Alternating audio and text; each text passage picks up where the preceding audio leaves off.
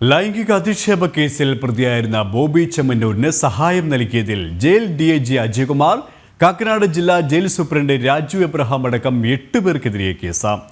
റിമാൻഡിൽ കഴിയവേ ബോബി ചെമ്മന്നൂരിന് വഴിവിട്ട് സഹായം നൽകിയ സംഭവത്തിലാണ് case.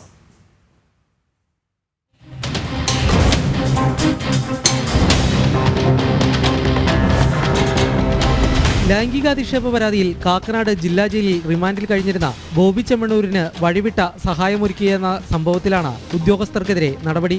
Jail DIG P Ajayakumar, ജില്ലാ ജയിൽ സൂപ്രണ്ട് രാജു എബ്രഹാം എന്നിവരുൾപ്പെടെ 8 പേർക്കെതിരെ ഇൻഫോ പാർക്ക് പോലീസ് കേസെടുത്തു.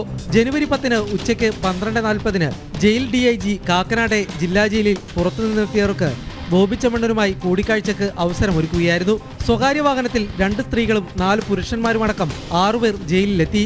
ജയിൽ സൂപ്രണ്ടിന്റെ ഓഫീസിലാണ് ഇവർ കൂടിക്കാഴ്ച നടത്തിയത്. ബോബിക്ക് ജയിലിൽ നിന്ന് ഫോൺ വിളിക്കാൻ 200 രൂപ ഇവർ നൽകിയെന്നുമാണ് കണ്ടെത്തൽ.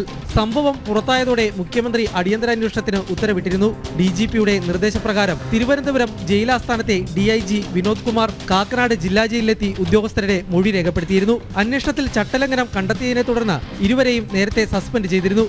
ഇതിന് പിന്നാലെയാണ് ഇൻഫോ പാർക്ക് പോലീസ് കേസെടുത്തിരിക്കുന്നത്. ജനം, കൊച്ചി.